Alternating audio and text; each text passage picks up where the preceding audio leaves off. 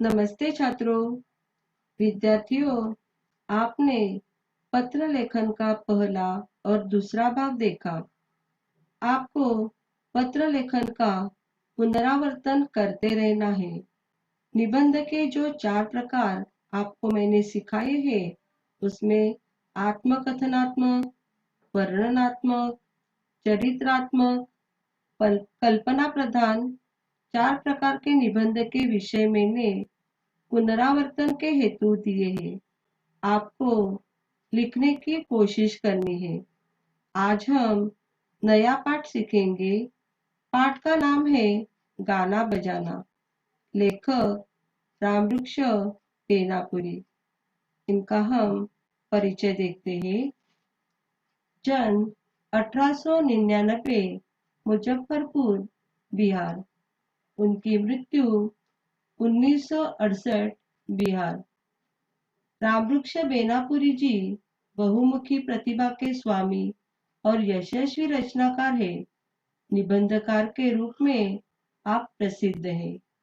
उनकी प्रमुख कृतियां अमर ज्योति तथागत नाटक प्रसिद्ध है, माटी, गेहूं और गुलाब निबंध है, पतितों के देश में, कैदी की पत्नी उपन्यास है, चीता के फूल, जीवन तरु कहानी संग्रह है, पैरों में पंख बांधकर यात्रा साहित्य है, माटी की मूर्ति, लाल तारा शब्द चित्र संग्रह है, नया आदमी कविता संग्रह आदि है।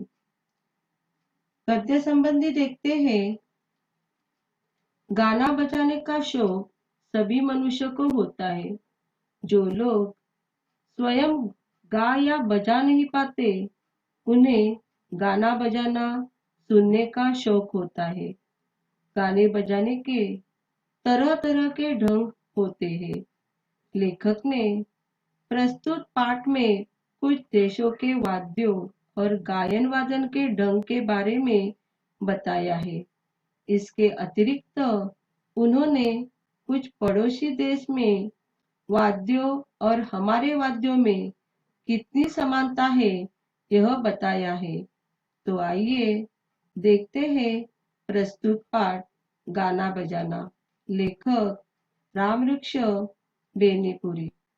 बच्चों, पाठ पढ़ाते समय आपको कठिन शब्द के अर्थ लिखकर लेने हैं।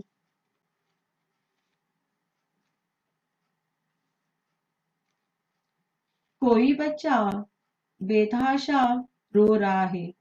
बेतहाशा का अर्थ है असीमित, मतलब बहुत रो रहा है। चुप कराने की कितनी भी कोशिश आप कर रहे हैं, वह चुप नहीं होता।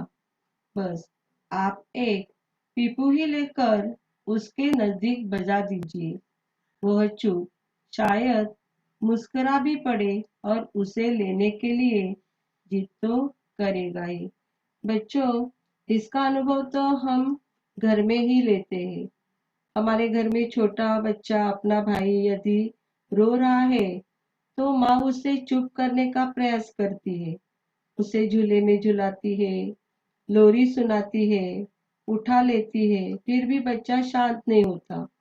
तभी माँ क्या करती है, उसे खिलौने में से पीपू ही लेकर उसके पास बजाती है, तो वह तुरंत शांत होता है और हंसने लगता है। उसे लेने के लिए वह हाथ भी आगे बढ़ाता है। तो इससे हमें समझ में आता है कि छोटा बच्चा भी होता है तो उसे भी बाजा बजाना अच्छा लगता है। बाजे में यह करामत है। करामत का अर्थ है चमत्कार। लोगों का तो कहना है कि जिस समय मनुष्य जाति अपने बचपन में रही होगी, विद्या बुद्धि का आज जैसा विकास नहीं हुआ होगा। उस समय भी उसमें गाने बजाने का शौक जरूर हुआ होगा। शौक मतलब ख्वाहिश। गाने के जरिए हम अपने दिल के उच्छ्वास को प्रकट करते हैं। उच्छ्वास का अर्थ है उच्छ्वास। बाजा उस गाने को भड़कदार और दिलचस्प बना देता है। दिलचस्प का अर्थ है मनोरंजक। संसार के पिछड़े से पिछड़े देश में जाइए, आप वहाँ गाना बजाना जरूर पाओगे। बच्चों, गाना बजाने में जादू है। जब भी हम बाजा बजाते हैं तो खुद को क्या करते हैं, भूल जाते हैं।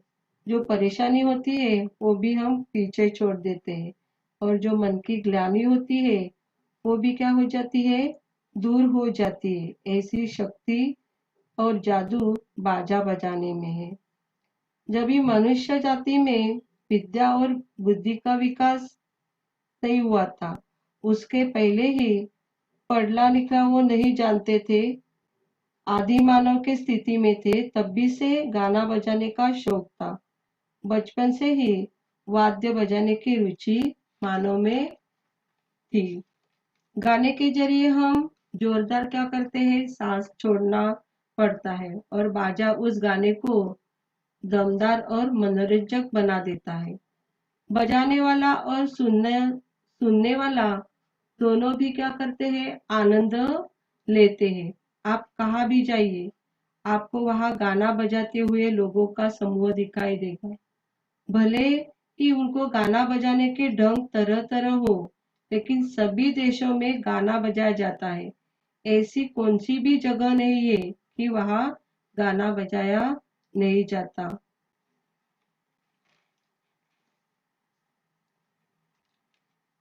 पहले कौन सा बाजा बना होगा, इसका अंदाजा लगाने वाले कहते हैं कि पहले कई चीजों को इकट्ठा कर उन्हें पीट पीट कर शब्द निकालने की चेष्टा की होगी। चेष्टा मतलब प्रयास किया होगा।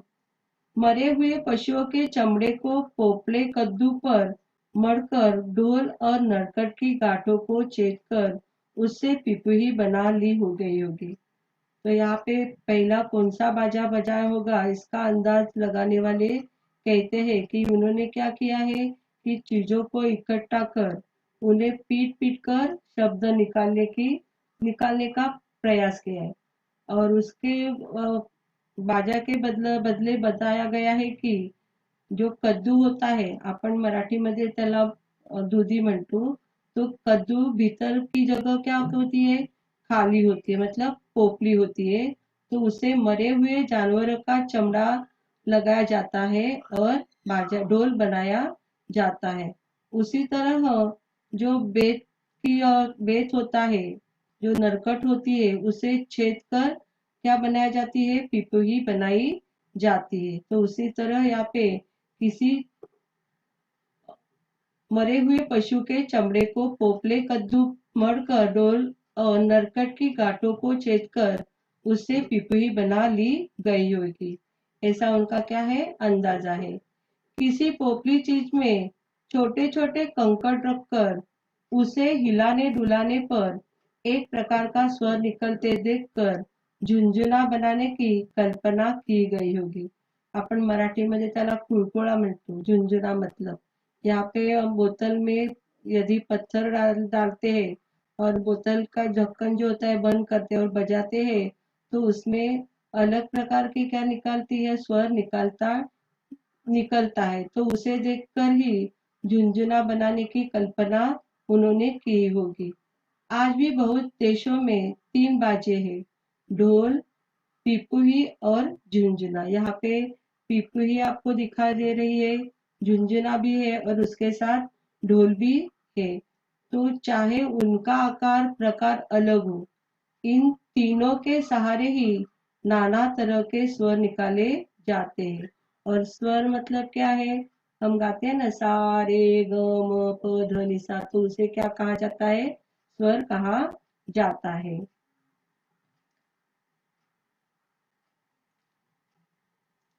वनवासी लोगों के गाने बजाने को गौर से सुनने पर मालूम होता है कि उनमें ताल पर ज्यादा ध्यान दिया जाता है, सुर पर कम।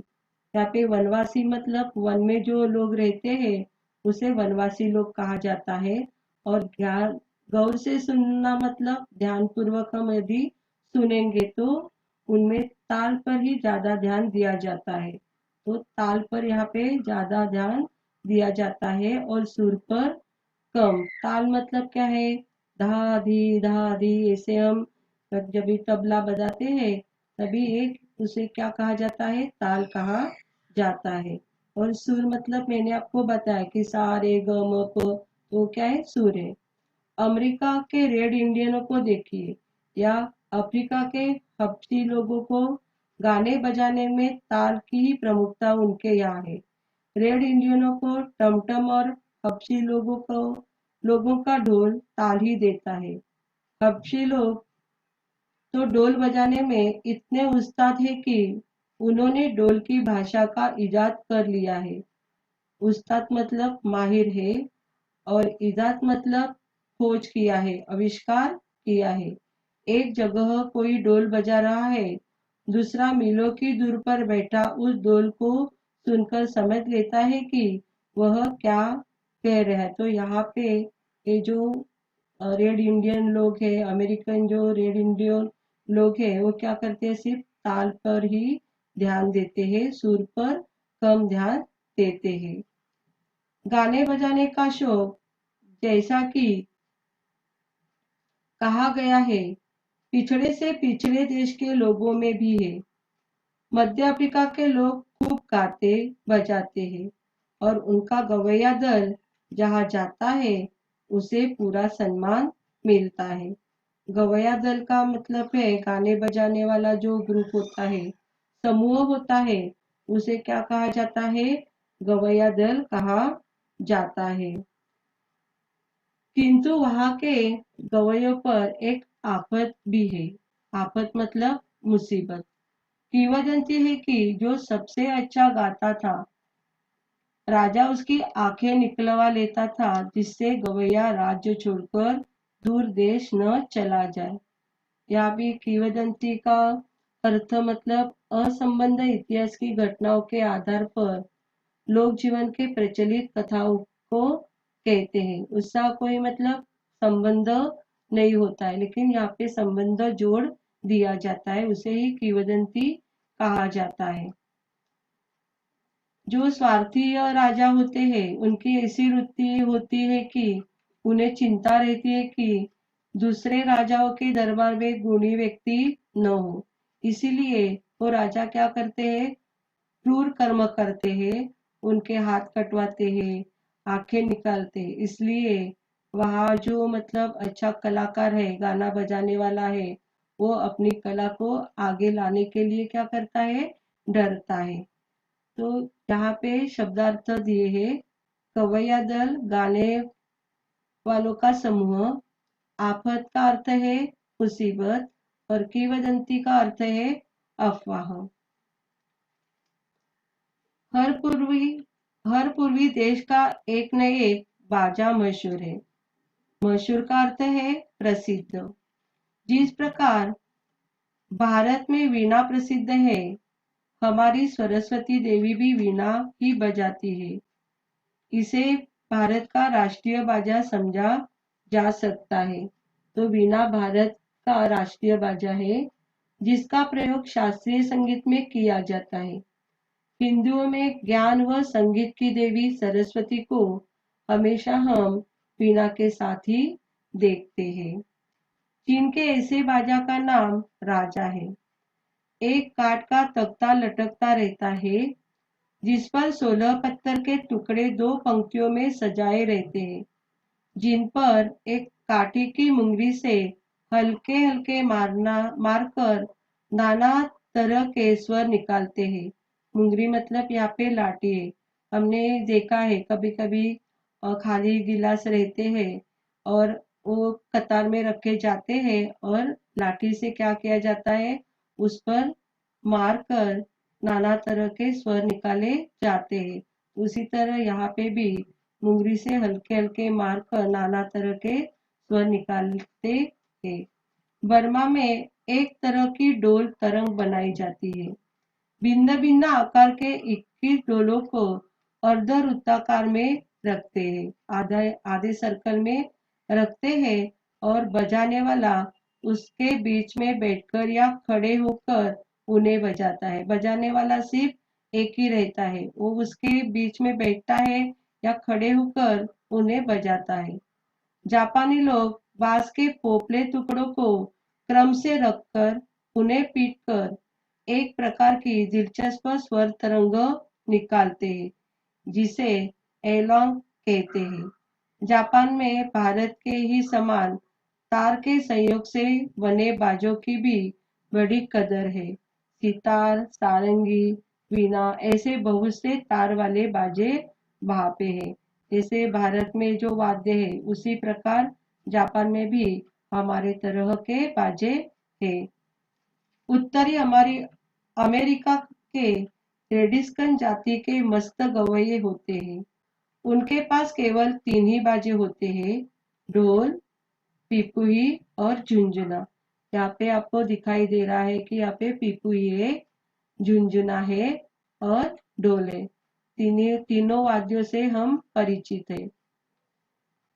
किंतु इनके सहारे वे बड़े मजे ले गा लेते हैं। अमेरिका के कुछ आदि निवासी एक विचित्र ढंग के ढोल का प्रयोग करते हैं। एक छोटे से ढोल में पानी रख देते हैं। अपने स्वर के अनुसार बनाने के लिए गवैये बार बार उसके पानी को कम या बेशी करते हैं। कम या बेशी मतलब बेशी करते मतलब ज्यादा करते हैं। यहाँ भी गाना बजाने का ढंग क्या है, अलग है। कुछ बाजे तो खूब ही विचित्र होते हैं। न्यासालैंड के टापू के गवैये एक प्रकार का बाजा बजाते हैं जिसे बाजों की खिचड़ी कहा जा सकता है। हम खाने में खिचड़ी बनाते हैं, वहां पे बाजों की खिचड़ी है, मतलब एक से ज्यादा बाजे होते हैं, इसीलिए वहां बाजों को खिचड़ी कहा जाता है। पैर में अखरोट के छिलके बंधे रहते हैं, जिनके भीतर पत्थर के छोटे छोटे टुकड़े होते हैं। हाथ में एक तार वाला बाजा रहता है, जिसके सिर से घंटी लटकती रहती है। जब वे गाते हैं, एक ही साथ झुनझुने, घंटी और तार की आवाज निकलती है। ये वहाँ की क्या है, विशेषता है। जब वे गाते हैं तो एक ही साथ झुनझुने और घंटी और तार की आवाज निकलती है। ये गाने बजाने की वहाँ की क्या है, विशेषता है कि एक ही साथ 3 प्रकार क्या करते हैं, उपयोग करते हैं। फिजी के आदिवासी एक लंबी सी बंसी अपनी नाक से बजाते हैं। मलाय में भी ऐसी विचित्र बंसी देखी जाती है। मेक्सिको में जो काठ के मरिम्बा का प्रयोग किया जाता है। मरिम्बा यह मेक्सिको का काठ से निर्मित प्रसिद्ध वाद्य है। उस पर एक साथ ही 4-4 आदमी तक बजा लेते हैं। हमारे देश का सिंगा भी दूसरे देशवासियों के लिए कुछ कम आश्चर्यजनक बाजा नहीं है। तो हमारे देश का बाजा भी क्या है, अद्भुत है। इतर और देशों की तुलना में हमारे देश का बाजा भी क्या है, आश्चर्यजनक और अद्भुत बाजा है, मतलब उनसे भी कम नहीं है। तो इस तरह लेखक ने इस पाठ में विविध देशों के वाद्यों एवं उनके बजाने के ढंग का वर्णन किया है, हमें जानकारी दी है। इस पर आधारित जो स्वाध्याय है हम अगली तासिका में देखेंगे।